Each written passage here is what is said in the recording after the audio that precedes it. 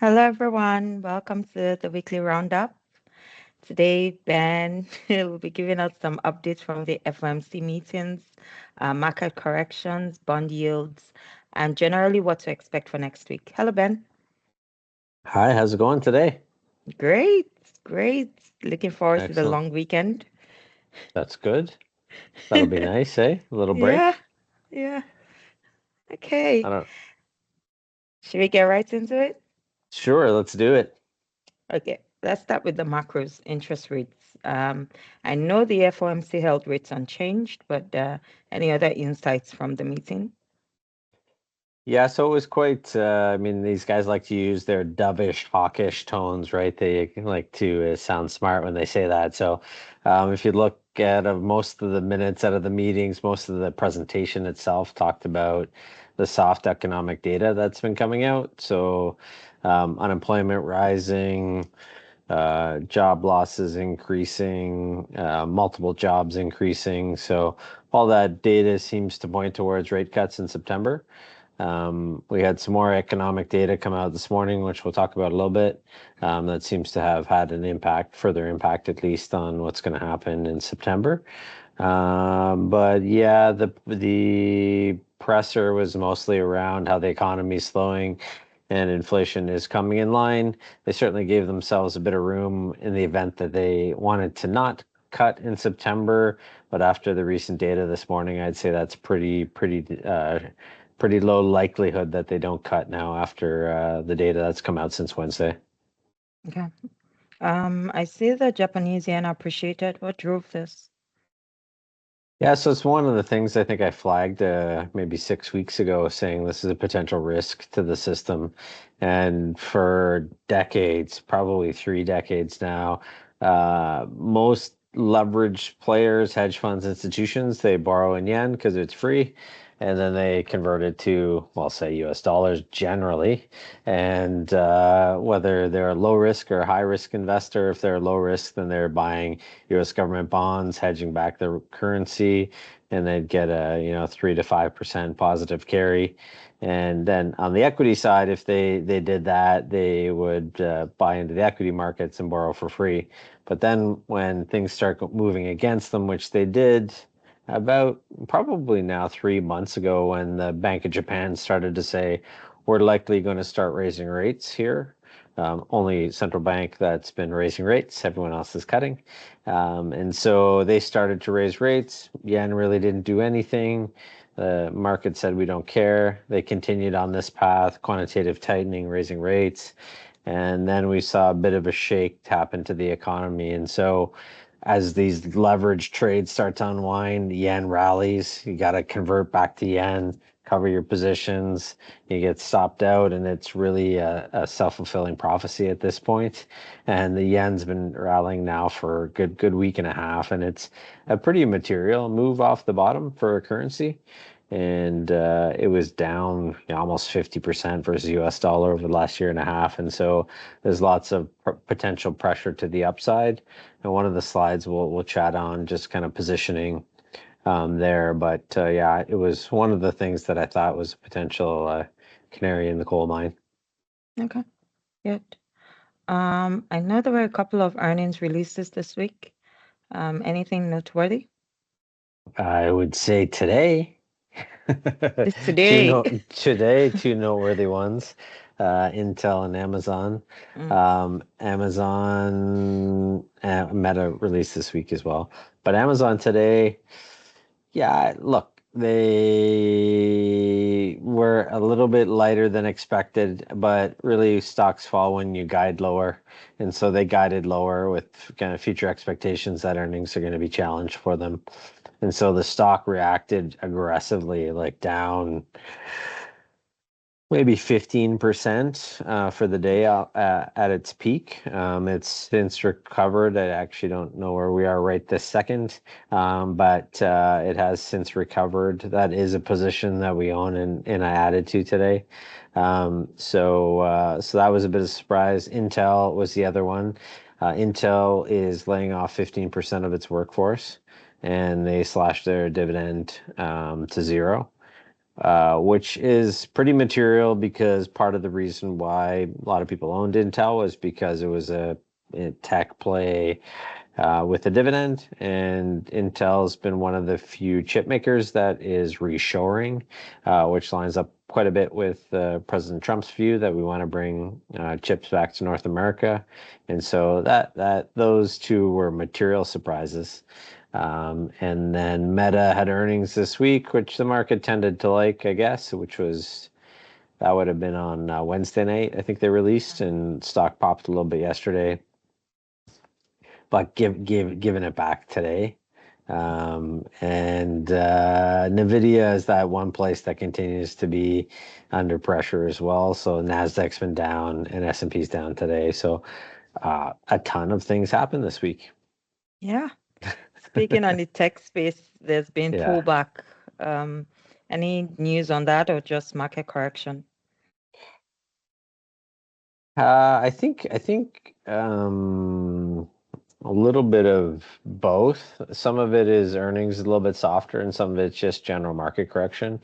A lot of those companies, including the Nasdaq, are starting to touch their moving averages, and they were way above them before. And so we've started to see them revisit those moving averages. I think you have to have a bit of a view on what you think is going to happen from here because technically we could see a little bit pressure lower or we bounce off of these levels. My view still is rates come down and liquidity increases aggressively in the back half of this year. So part of why I say you add to Amazon, a correction of this magnitude, I think is an overshoot because my view is liquidity is coming. And you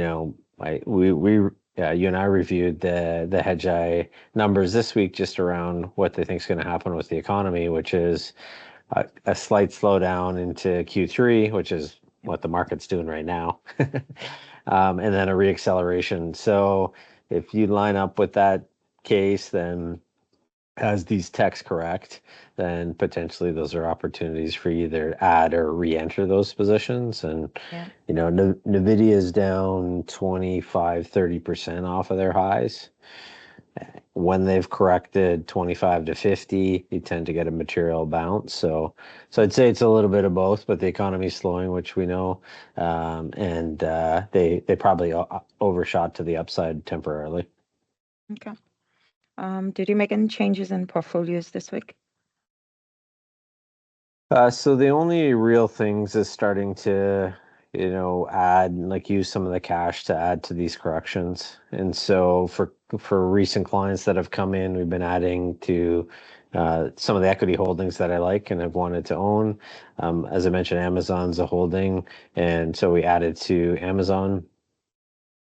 And the other thing, and the always the unique challenge as we come into this backdrop is we've seen yields sell off dramatically in the past 3 days, and so the long end of the bond market um, in Canada and the U.S. like in U.S. we're almost at 3% higher in TLTs, which is the long duration ETF that owns that. So that's up 3% today. It was up 1% yesterday. It was up 1% on Wednesday. So you get a 4 or 5% move as yields fall temporarily. You start to look at and say, at what point do I maybe start to tilt away some of this? It's given me some protection as the markets have corrected and add to the holdings I like. But no, the only real change was from a core perspective was to add to Amazon. And if this correction continues, I'll continue to do that. Not Okay. just that company, but continue to make those changes incrementally. Absolutely. Okay. Yep, Can we get to the charts? sure. Let's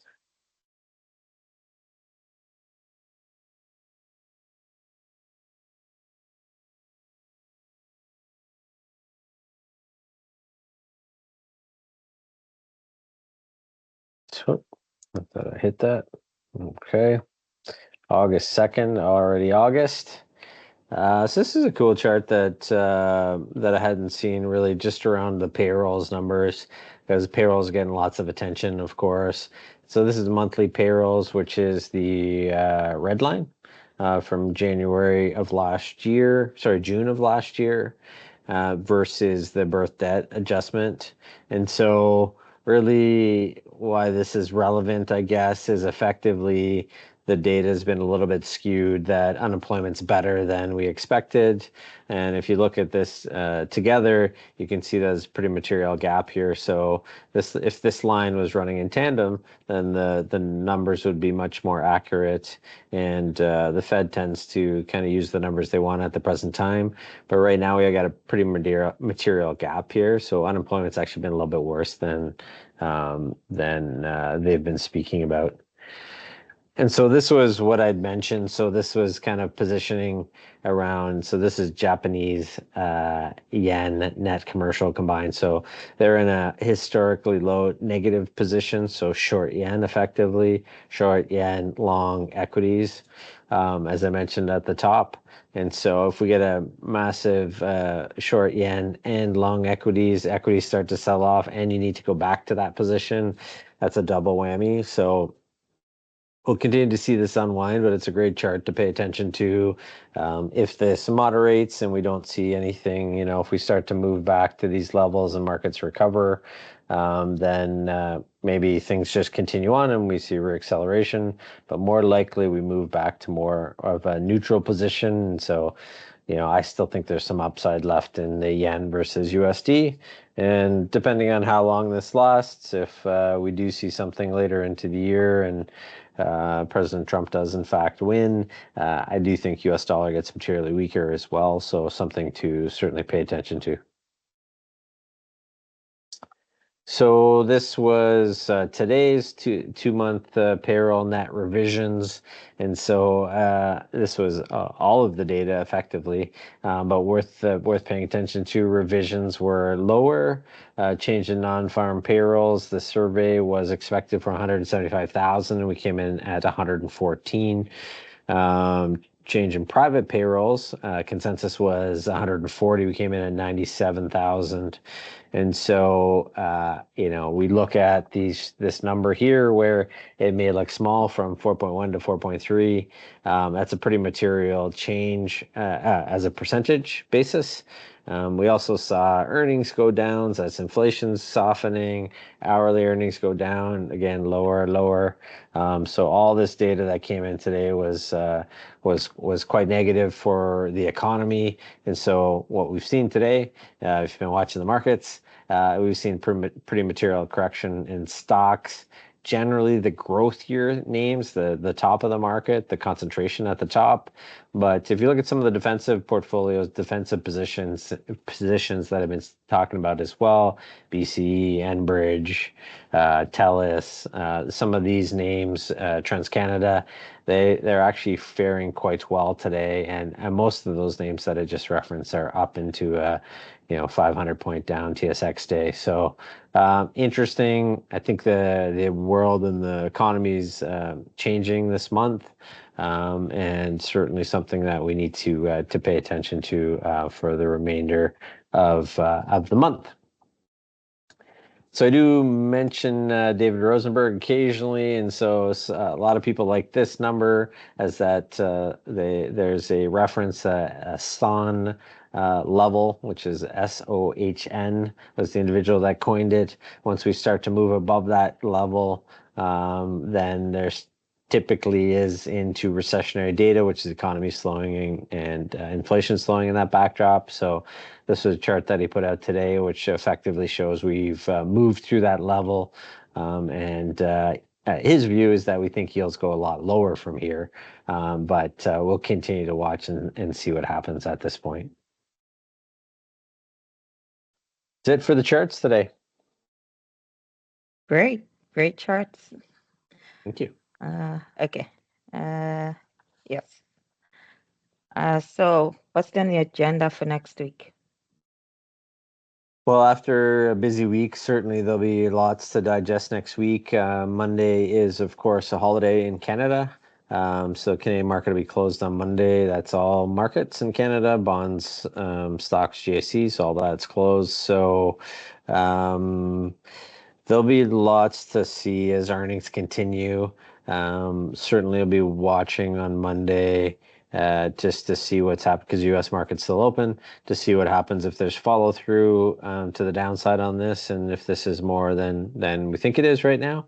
And so we'll be watching that, watching earnings. The point which I referenced at the top was just about how the markets reacted to the jobs numbers we just talked about was that we went from something in the neighborhood of 75% chance of a cut in September. And then the jobs numbers came out, and that number effectively went to 100%.